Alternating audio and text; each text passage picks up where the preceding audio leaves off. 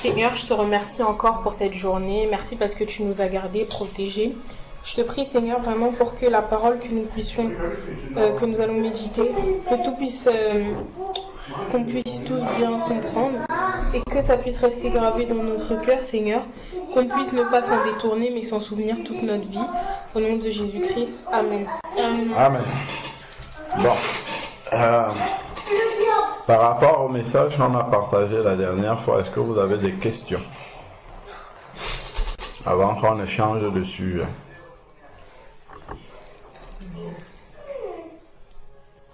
Vous avez compris que les relations entre garçons et filles ne sont autorisées par le Seigneur que dans le cadre du mariage. Parce que seule la relation entre Christ et l'Église permet d'avoir le salut. On avait fait un parallèle immédiat entre les deux. Ok, dans toute autre forme de relation entre garçons et filles, c'est comme si quelqu'un qui ne connaît pas Dieu pouvait quand même venir de temps en temps à Jésus-Christ et avoir le salut. Ok? Bon, aujourd'hui, on va parler d'un autre sujet. Si je prends une clémentine, d'accord? Une clémentine qui a commencé à s'abîmer, ok? Elle a commencé à pourrir, je la prends, je la mets dans un panier ou dans une corbeille où il y a d'autres clémentines qui sont en bon état. D'accord? Je prends une clémentine qui est en train de pourrir, je la mets au milieu dans une corbeille de clémentines en bon état. Que va-t-il se passer après quelques jours? Les autres clémentines en bon état vont elles aussi commencer à pourrir. C'est quand même surprenant. C'est très très surprenant. Pourquoi c'est surprenant? Parce que c'est toute une corbeille de fruits en bon état, mais une seule clémentine qui est en mauvais état, en état de putréfaction, en train de pourrir, on met ça dedans et ça commence à contaminer les autres. Ça contamine le plus grand nombre, alors que la clémentine en mauvais état est en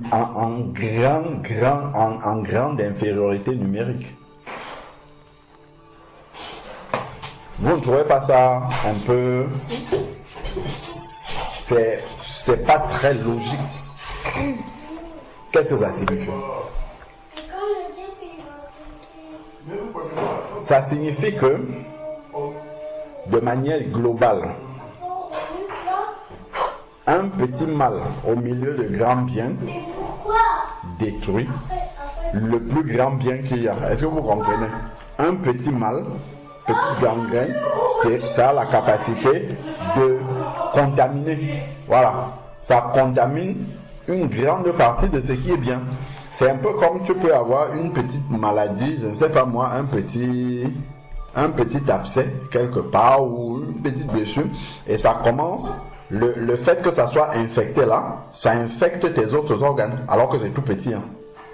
Ça infecte les autres organes, ça peut créer des maladies graves comme la septicémie, tout ça et tu finis par mourir. Alors qu'à la base c'était un petit truc. Est-ce que vous voyez ça?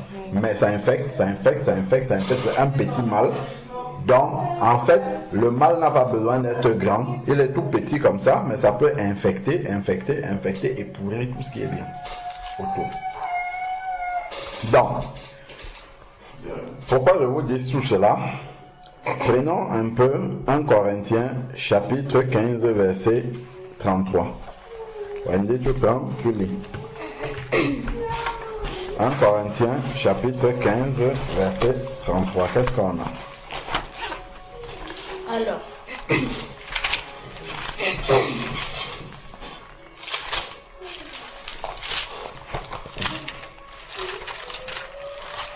1 Corinthiens chapitre 15 verset 33.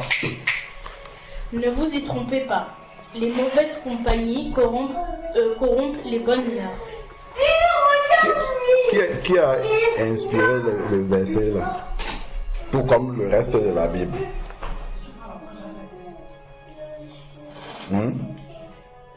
C'est le même verset que dans Proverbe Psaume 1. Oui, je veux dire, qui a inspiré ce verset-là? Comme qui a inspiré la Bible? Dieu. Ok. C'est Dieu qui a inspiré ce verset-ci et c'est lui qui a créé tous les hommes. Donc, il est le mieux placé à savoir comment peuvent marcher. On avait vu ça dans le sujet de la prière, demander au Créateur. Lui, il est capable de savoir comment les hommes qu'il a créés fonctionnent entre eux. D'accord? Et le connaissant, le sachant, il dit ne vous y trompez pas, parce qu'on peut se tromper là-dessus. On peut croire que si on a de mauvaises compagnies, on va garder ce qu'on a de bon. Mais il dit corrompre de bonnes mœurs. C'est comme la clémentine qui est en train de pourrir, qu'on met au milieu des bonnes clémentines. Ce ne sont pas les bonnes clémentines qui vont transformer la clémentine pourrie pour qu'elle devienne bien, mais c'est la clémentine pourrie qui va transmettre sa pourriture aux clémentines qui sont bonnes, et c'est plutôt les bonnes qui vont commencer à pourrir. Et ici, c'est transposé dans les relations humaines. Il dit de ne pas s'y tromper, les mauvaises compagnies, dans les mauvaises fréquentations, les personnes qui n'ont pas de bonnes valeurs que nous fréquentons vont forcément nous influencer. C'est d'ailleurs pour ça que, si on reste sur le chapitre qu'on avait vu avant, c'est pour ça que Dieu demande à ses enfants de se marier avec ses enfants. Parce que si tu es un enfant de Dieu, tu vas te marier avec quelqu'un qui n'est pas un enfant de Dieu. C'est plutôt lui qui va t'influencer et non le contraire. Donc, c'est lui qui va ramener justement la pourriture et puis enlever en toi le peu de bon qu'il y a. Donc, si tu as des fréquentations, des personnes, des amis au collège, ainsi de suite, qui n'ont pas de bonnes habitudes et avec qui tu demeures, d'accord, avec qui tu marches, forcément ces personnes-là vont t'influencer négativement. Elles vont te transmettre ce qu'elles ont de mauvais. Tu vas être contaminé.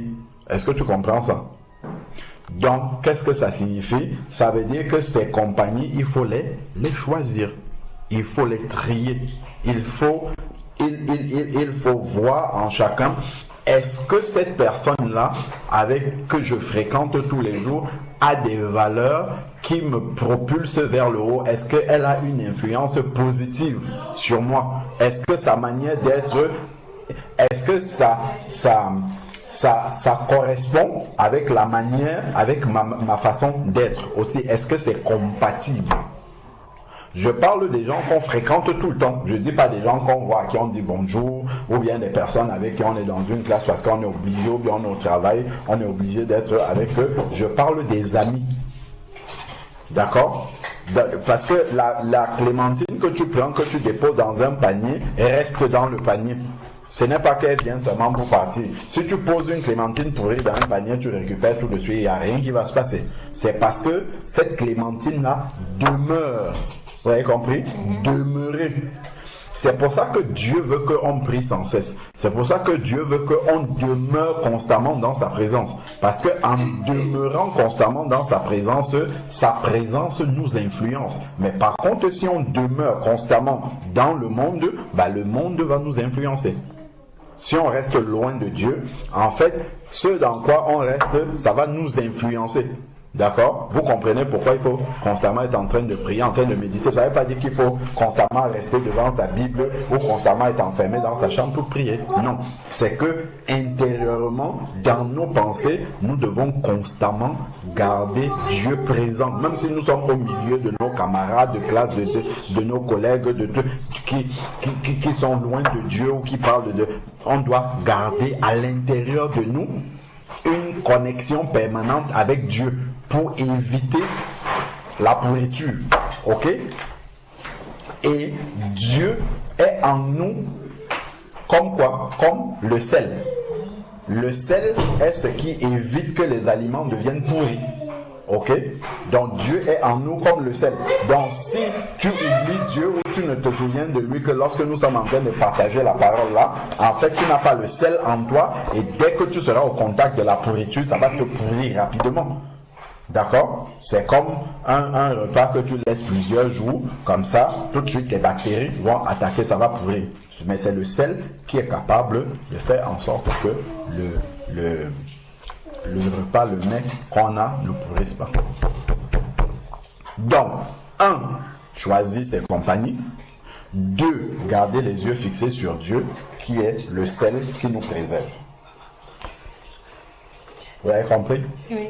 Donc, ne vous y trompez pas, les mauvaises compagnies corrompent de bonnes mœurs. Parce que quand tu demeures, les compagnies, en fait, c'est rester de manière permanente avec quelqu'un. Ok?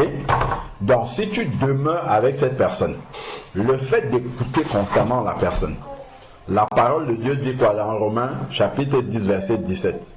La foi vient de ce qu'on entend doit venir de la parole de Dieu. Pour que ça produise la foi, il faut que ça vienne de la parole de Dieu. Donc si c'est la parole de Dieu que tu écoutes, ça va produire la foi en qui? En Dieu. Si c'est la télé que tu regardes et les stars, ça va produire ta foi dans les stars que tu regardes. Est-ce que vous comprenez ça? Oui. Donc le fait de constamment écouter la musique du monde, regarder les stars et tout ça, ça va produire une envie de ces personnes-là. Parce que tu vas commencer à t'identifier à ces personnes-là. Il ne faut pas croire. Quand on regarde, c'est une semence en fait qui rentre en toi. Donc c'est selon ce qui rentre, ce que tu laisses constamment rentrer en toi, c'est ça, ça va produire la foi en toi dans ce que tu laisses entrer. Ok? Donc, si c'est la parole de Dieu que tu laisses entrer, ça va produire la foi. La foi vient de ce qu'on entend. Mais si c'est que ce sont les stars du monde que tu regardes comment elles sont habillées avec les dos nus et ainsi de suite, c'est ça qui sera ton modèle de beauté. C'est ça, ça sera ça qui sera ton modèle de beauté. Ok? C'est à ça que tu vas t'identifier. Donc, les mauvaises compagnies, c'est pas juste des personnes qu'on fréquente, mais c'est tout ce que nous fréquentons. Parce que nous pouvons fréquenter des chansons, nous pouvons fréquenter des images, des images vidéo, la télé, tout ça. Donc, c'est tout ce avec quoi nous demeurons. C'est ça la compagnie. Ok? La compagnie, c'est pas que des personnes. Oui, les personnes peuvent nous influencer négativement. Mais ce que j'écoute peut m'influencer négativement aussi. Ok? Surtout si j'écoute sans avoir le regard fixé sur Dieu. Parce que si j'ai le regard fixé sur Dieu, même si je suis en train d'écouter quelque chose qui est de la corruption, le fait d'avoir le regard sur Dieu, qu'est-ce que Dieu va te dire? Arrête d'écouter ça. Ne regarde plus ceci. Parce que ça va te corrompre. Est-ce que vous comprenez? Voilà. Ne regarde plus ceci. Ça va te corrompre. Donc, le Saint-Esprit en toi va te rappeler que ça, ce que tu es en train de regarder, pourquoi quand les enfants vont regarder, ou même des personnes adultes, hein, tu vas regarder un film d'horreur, tu vas regarder, je ne sais pas moi, des dessins animés de sorcières, de tout ça, pourquoi ça va produire des mauvais rêves? Parce que c'est une compagnie. Tu es resté en compagnie de ces images-là pendant un moment. En restant en compagnie de ces images-là pendant un moment, en fait, la pourriture a commencé à entrer. En fait, c'est une porte que tu as laissée. Donc, la semence a commencé à se produire et quand tu vas rester de manière inoffensive, en fait, tu as créé un pont entre Satan et toi. Et donc, il va juste passer par ce pont-là que tu lui as créé pour venir, pendant que tu dors, faire ce qu'il a à faire. Est-ce que vous avez compris la notion de compagnie? C'est important. Compagnie, déjà, au sens propre. La compagnie, c'est les personnes avec qui on demeure permanemment. C'est d'abord des personnes physiques qu'on voit. Je vous ai donné l'exemple pourquoi Dieu dit que on ne doit pas. Ses enfants doivent épouser ses enfants également pour ne pas recevoir les mauvaises semences. C'est comme si tu prenais une tomate pourrie, tu mets dans un panier d'autres tomates. Au bout d'un moment, puisque celui que tu épouses, c'est celui avec qui tu vas demeurer, ou celle que tu épouses, tu vas demeurer avec la personne constamment. Imagine-toi, tu es en train de prier tout le temps, et il est en train d'écouter la musique du monde, il est en train de regarder des choses bizarres à la télé, ainsi de suite. Au bout d'un moment, ça va te corrompre aussi. Surtout si tu es faible dans la foi, si tu ne nourris pas, tu ne te remplis pas de sel. D'accord? Le sel qui est la parole de Dieu, la présence de Dieu, la louange de Dieu, tout ça, c'est tout ça qui va te garder de la pourriture qui essaye de t'attaquer. Ok? Parce que dans tous les cas, en fait, on avait vu que le monde est sous la domination du diable. Vous vous rappelez? 1 Jean chapitre 5 verset 19. Le monde est sous la domination du diable. Donc nous sommes dans le monde. Ok? Mais c'est à cause de la parole de Dieu et du sel que nous sommes protégés. D'accord? De la pourriture du monde dans lequel nous sommes. Parce que le monde est souillé. Dès que quelqu'un commence à s'éloigner un peu de la parole de Dieu, c'est pour ça qu'il faut méditer tous les jours. Si tu commences à ne pas méditer 1, 2, 3 jours, en fait le sel commence à diminuer. Ok? Et une fois que le sel commence à diminuer en toi, ben, la pourriture aussi commence à prendre du chemin. Parce qu'en fait nous sommes dans la pourriture. Ok? Le monde dans lequel nous sommes dans la... Vous voyez quasiment tout ce que tu regardes, c'est des voies et moyens pour t'éloigner de Dieu. Tout ce avec quoi nous sommes en contact dans le monde nous éloigne de Dieu, en commençant par l'incrédulité. Ok? Donc, si il te manque de sel, en fait, tu vas simplement t'éloigner progressivement. C'est-à-dire que la pourriture va commencer à faire son effet. Donc, compagnie, c'est tout ce avec quoi nous sommes constamment en contact. Donc, ce que nous pouvons éliminer de nous-mêmes, il faut l'éliminer. Les personnes que nous fréquentons, nous pouvons trier nos relations parce que nous ne sommes obligés d'être amis avec personne. Il n'y a aucune obligation d'amitié. Nous pouvons fréquenter des personnes par obligation parce qu'on travaille avec elles ou ainsi de suite, mais ça, ce ne sont pas nos compagnies. Ok? Et puisque nous sommes obligés d'être avec ces personnes-là, nous gardons les yeux fixés sur Dieu. Ok? Et ça nous protège. C'est du sel qui nous protège de la pourriture. Mais maintenant, les personnes qu'on va fréquenter au quotidien, il nous appartient de trier ces compagnies-là, d'accord? D'examiner, est-ce que je peux me rapprocher de telle personne? Ça ne veut pas dire qu'il faut fuir les gens. Il y a des gens, on côtoie tout le monde. Il faut côtoyer tout le monde pour avoir une bonne influence sur les personnes, parce que nous devons influencer positivement les personnes, d'accord? Mais pour demeurer avec quelqu'un, c'est-à-dire que cette personne-là soit ton ami intime avec qui tu es tout le temps, il faut trier. D'accord? Donc ça, c'est pour les compagnies amicales, physiques, ok? Donc, vous voyez, parmi nos amis, il y a des païens aussi. Hein. Il y a pas, on ne dit pas qu'on est seulement amis avec les chrétiens, au contraire, les païens, il faut les influencer, mais les amis intimes avec qui tu demeures tout le temps, ben, ça peut pas être des païens. Parce qu'il y a des choses qu'ils ne vont pas comprendre de ce que tu fais. Parce qu'il y a des choses... Ou alors, si ce sont des païens, ils savent déjà que toi tu es un chrétien carré, endurci, et ils ne peuvent plus t'influencer. Et c'est toi qui vas commencer à les influencer. D'accord? Donc, compagnie, les copains, examinez. Les amis que vous avez à l'école là, vous commencez à regarder, est-ce que ce sont des personnes qui me tirent vers le haut ou vers le bas, même par rapport à mon comportement, à la manière dont en causant avec les gens, ben, les camarades de classe vont vous au détour d'une conversation comme ça, comment elle parle à ses parents, ce qu'elle demande à ses parents, ça te permet déjà de voir quel type de personne est en face de toi. Est-ce que c'est quelqu'un qui respecte ses parents? Est-ce dans sa manière même de parler, quelqu'un qui parle ma wesh, c'est ça, en fait, ça va t'influencer. Ça va forcément t'influencer. Si tu marches avec des personnes qui parlent comme ça, au bout d'un moment, tu vas commencer à parler comme ça. Si tu es constamment avec des personnes qui font des jurons, bah, au bout d'un moment, tu vas commencer à jurer aussi. Tu vas commencer à sortir ces gros mots-là. Ça va sortir de ta bouche.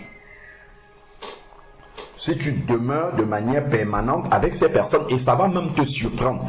Pourquoi ça va te surprendre? Parce que toi, tu sais que c'est pas quelque chose qui est en toi. C'est pas quelque chose qui vient de toi.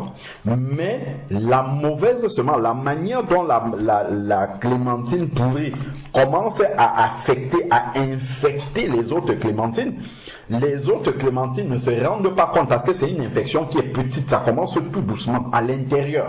Ça commence à l'intérieur de la clémentine qui est en bon état avant de commencer à se voir à l'extérieur. D'accord? Donc elle ne s'en rend pas compte parce que nous on voit seulement les extérieurs. Ok? Nous-mêmes on ne se rend pas compte souvent, mais quand on commence à se rendre compte que le reste de clémentine ou de tomate, tout ça en train de pourrir, en fait c'est que c'était à pourrir à l'intérieur. Généralement quand tu ouvres une tomate pourrie, tu vois que l'intérieur c'est même pas la peine. Quand l'extérieur est déjà attaqué, ça veut dire que l'intérieur était déjà gâté depuis longtemps. D'accord? Donc, toi, tu marches avec des personnes, merde, excusez-moi de prononcer des mots qui ne sortent jamais de ma bouche comme ça. C'est juste pour vous dire que, en fait, tu ne vas pas te rendre compte que le fait d'être avec ces personnes-là, ces mots-là ont commencé à s'introduire en toi. Et un jour, tu ne seras même plus avec eux. Devant une situation spontanée comme ça, ça va sortir de ta bouche. Si tu es connecté à Dieu, le Saint-Esprit va te reprendre tout de suite. Qu'est-ce que tu viens de dire là? Qu'est-ce qui vient de sortir de ta bouche? D'accord?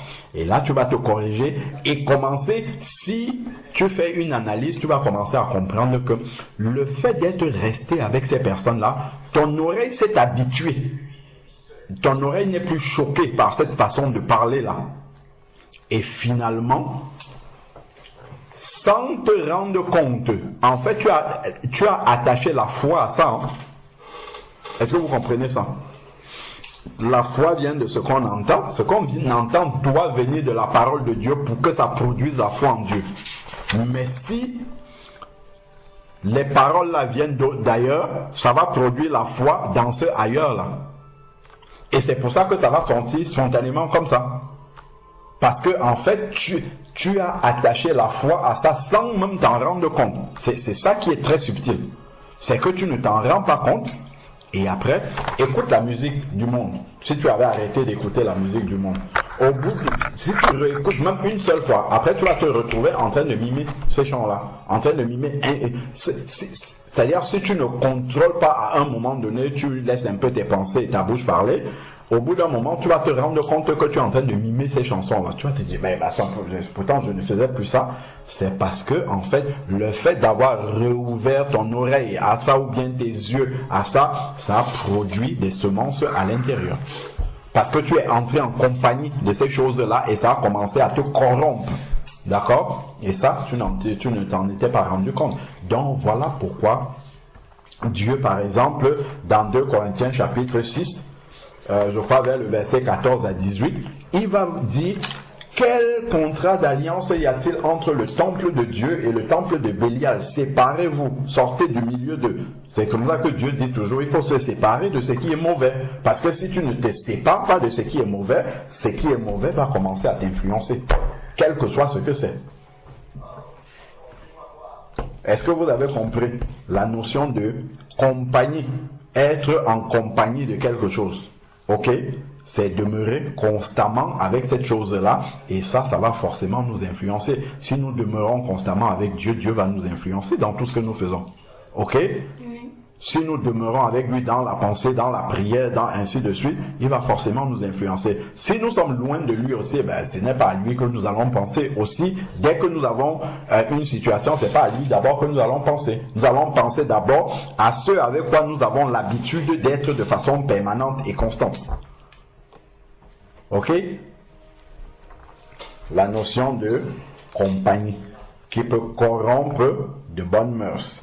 Donc, c'était juste l'introduction. Il y a d'autres versets que j'ai notés par rapport à ça. On va prendre un deuxième verset. Et Dieu dit, ne vous y trompez pas. Pourquoi? Parce que Dieu, il dit ça, il connaît bien le cœur de l'être humain. L'être humain va toujours dire, non, moi je suis bien, c'est moi qui vais les influencer. Il suffit juste de se rendre compte, parce que Dieu dit souvent, il y a un verset qui dit que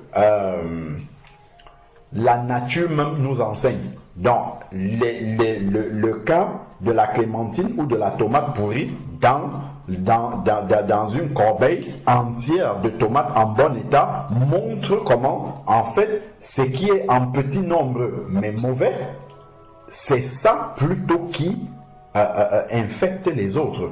Et jamais les tomates ou bien les oranges ou bien les clémentines en bon état ne vont faire retrouver le bon état à la clémentine ou la tomate qui était en train de pourrir. Jamais. Vous voyez? Et ça nous enseigne. Ça nous enseigne une vérité clé. Est-ce que vous avez compris? Voilà. Donc,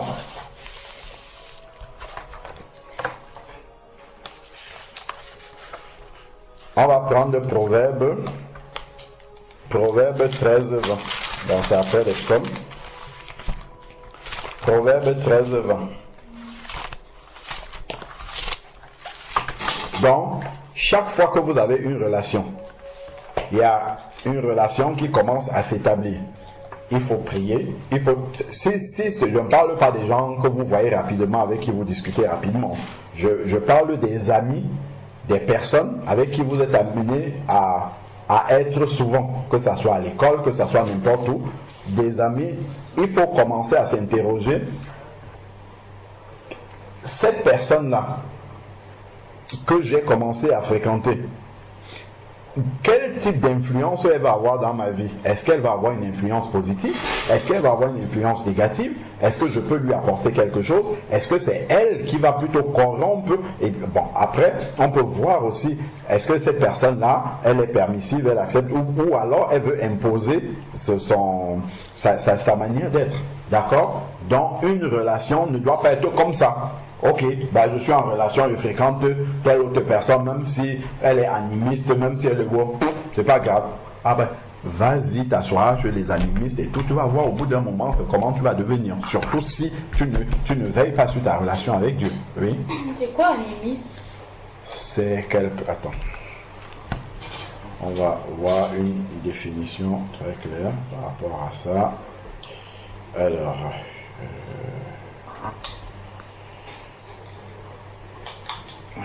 qu'est-ce que...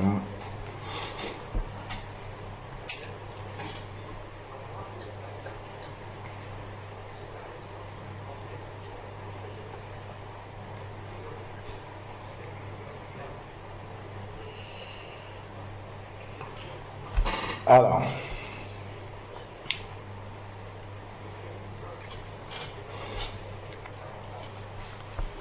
Dans une personne animiste, c'est quelqu'un qui adhère à l'animisme, ok? Une croyance selon laquelle des esprits ou des âmes résident non seulement dans des êtres humains, mais aussi dans des objets et tout ça. Ok. Des objets, des éléments naturels, des arbres, des trucs comme ça. Ok? Voilà, donc c'est quelqu'un, un animiste de manière globale, c'est quelqu'un qui peut croire en un arbre, il peut croire en un objet, il peut croire en un animal, il peut croire, voilà. La divinité peut être tout ça pour lui. Ok? C'est un animiste. Voilà. Donc, on avait dit Proverbe combien? Proverbe 13, verset 20. Ok, Proverbe, on a dit après les psaumes. Proverbe 13, 20.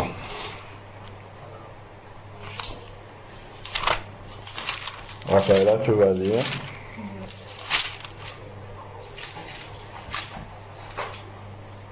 Celui qui fréquente...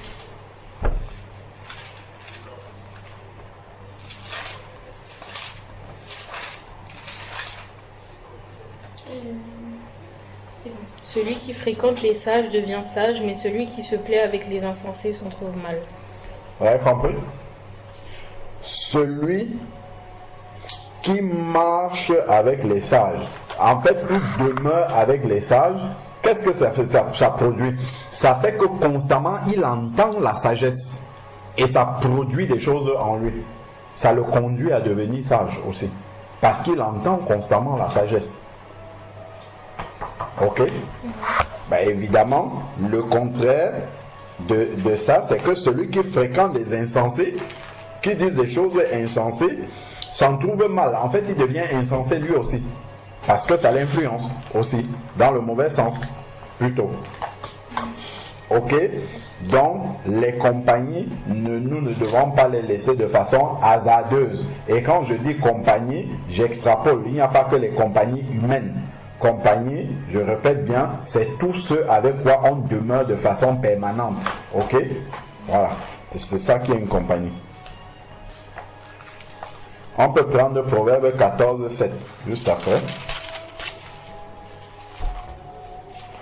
Proverbe chapitre 14, verset 7.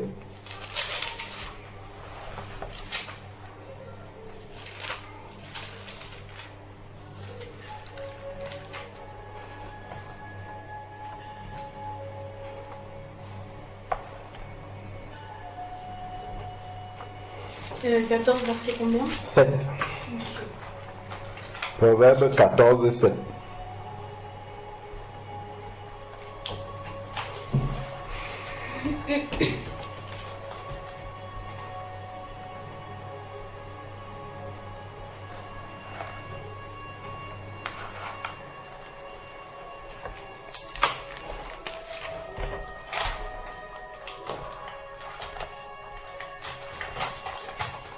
Proverbe 14, 7.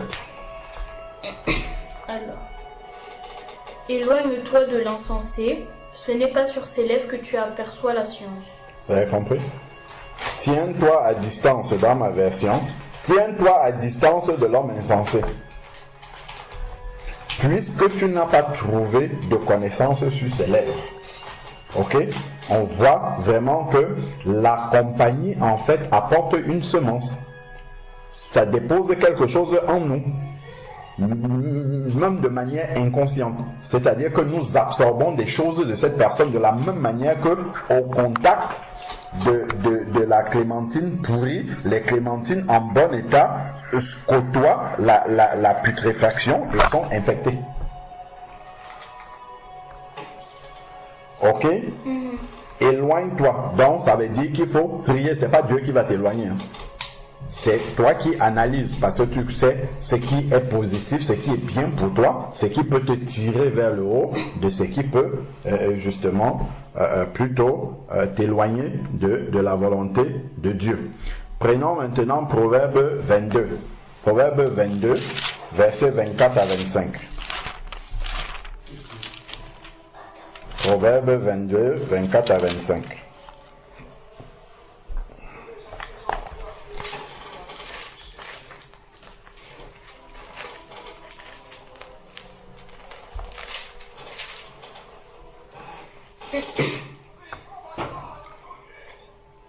Ne fréquente pas l'homme colère.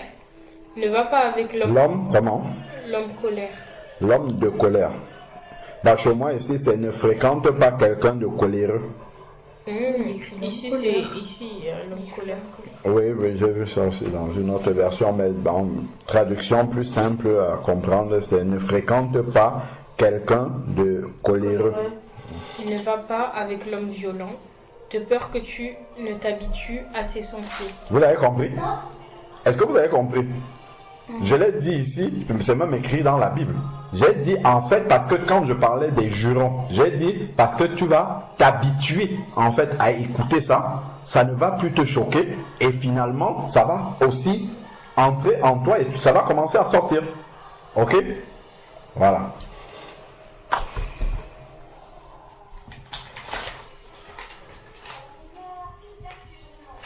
Donc il dit ici, de peur, le verset 25, de peur que tu ne t'habitues à ses sentiers. Donc quand tu t'habitues à quelque chose, au début ça te choque, mais le fait de rester, si tu te sépares, ça va toujours te choquer. Parce que tu n'es pas en contact. À chaque fois que tu reviendras en contact avec la chose, ça va te choquer. Mais si tu restes avec cette chose-là, ça ne va plus te choquer. Tu vas commencer à t'habituer à ça et ça deviendra normal pour toi. Et après, toi-même, tu vas entrer dans cette normalité-là. C'est comme ça, c'est un processus qui est progressif. Ok? De peur que tu t'habitues à ces sentiers. de peur que ces sentiers, ces voies du mal ne te choquent plus. Et que finalement, tu finis par trouver ça normal. Ah bah finalement, est-ce qu'un chrétien doit vraiment faire ceci? Est-ce qu'un chrétien ne doit pas vraiment faire cela?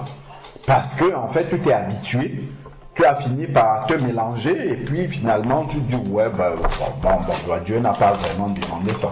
C'est comme ça que le diable commence.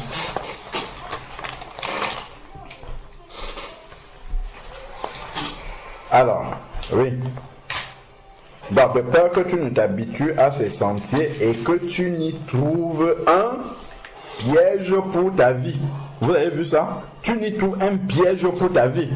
Tu vas commencer à t'habituer et ça va t'entraîner. Et c'est comme ça que le diable procède.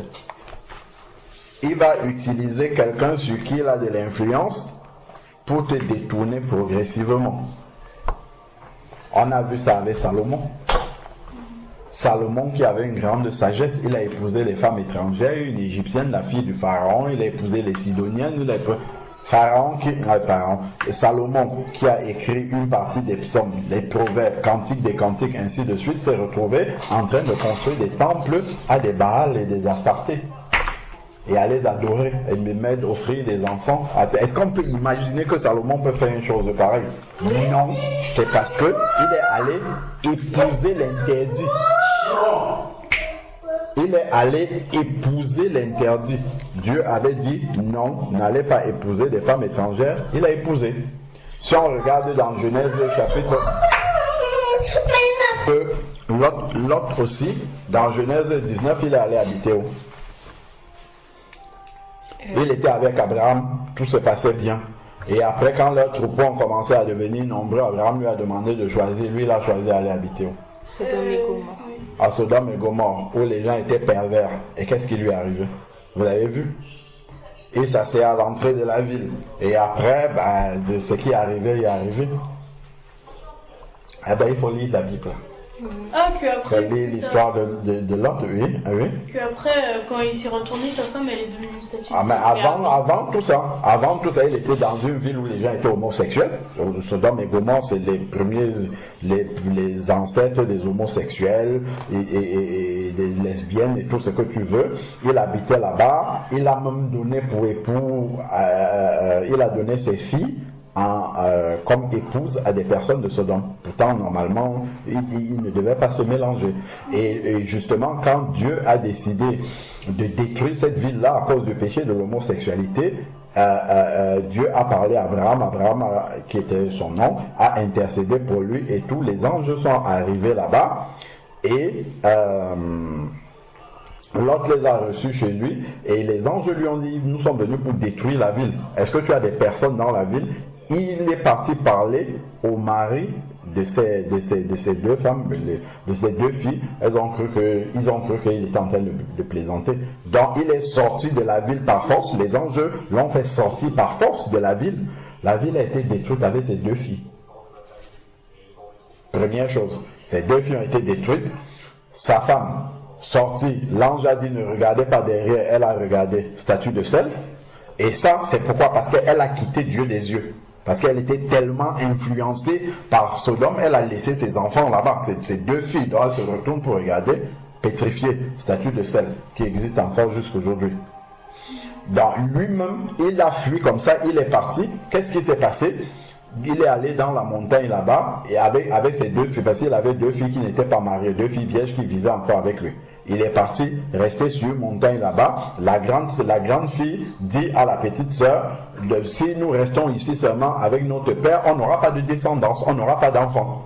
Donc, ils ont donné du vin à leur papa, elles ont couché avec lui. La première a été enceinte d'un fils, je crois qu'on l'appelle Ben-Ami, qui est l'ancêtre des Ammonites.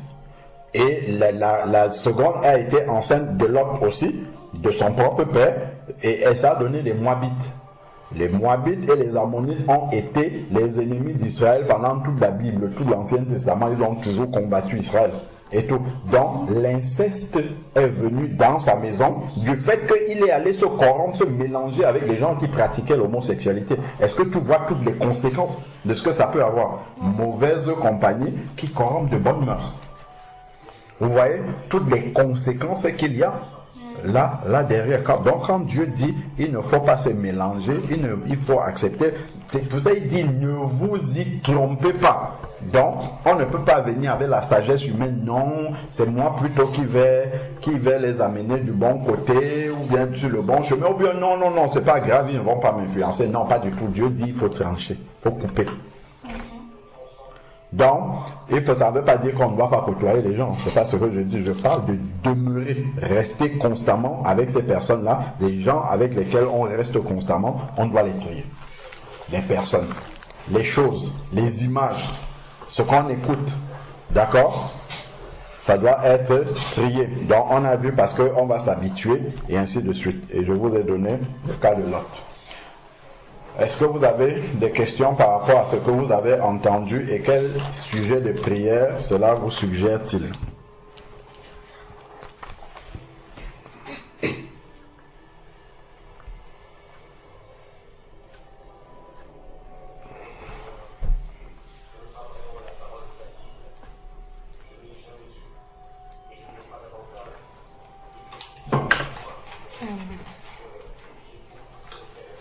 Que Dieu puisse nous aider à trier nos compagnies.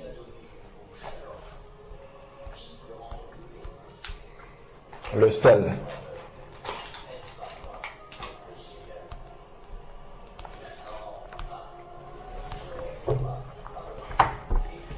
Qu'est-ce qu'on a dit par rapport au sel aussi? Qu'il faut se remplir de sel. Voilà. Donc, en fait, l'autre sujet aussi, c'est que nous ne quittons jamais le Seigneur des yeux. Parce que de toute manière, même si on trie les amis, tout ça, ça diminue. En fait, les points de contact avec la pourriture du monde dans lequel nous sommes. Mais par contre, nous demeurons toujours dans le monde. Et donc, il faut garder les yeux constamment sur Dieu pour être rempli de sel, afin que la pourriture ne puisse pas nous infecter. Ok? Parce que tu peux te garder, même tu lèves les yeux comme ça, tu regardes une publicité sur le bus, ou bien une grande image qui est affichée, et puis ce sont des insanités qui sont là, et forcément, si tu ne veilles pas, tu ne gardes pas les yeux fixés sur le Seigneur, ça produit déjà une mauvaise semence en toi. Ok? Voilà.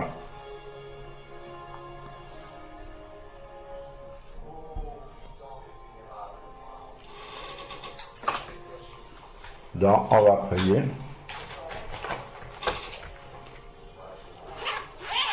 Le premier sujet, que le Seigneur nous aide à trier nos compagnies de manière générale, pas que des personnes, mais tous ceux avec quoi nous demeurons de manière permanente, et que aussi le Seigneur nous aide à garder nos yeux constamment fixés sur lui. Ok? Voilà déjà 2 sujets de prière. Donc, Wendy, tu vas prier. Seigneur, je te remercie pour la parole que nous venons de partager, afin qu'elle puisse rester gravée dans notre cœur. Je te prie pour que tu nous aides à trier nos compagnies, pour qu'on ne puisse pas être influencé par eux, par les mauvaises choses qu'ils font. Et je te prie aussi pour que tu nous aides à avoir les yeux constamment fixés sur toi. Pour qu'on ne puisse pas se détourner de ta voie et de ton chemin. Amen. Au nom de Jésus-Christ. Amen. Amen. Amen.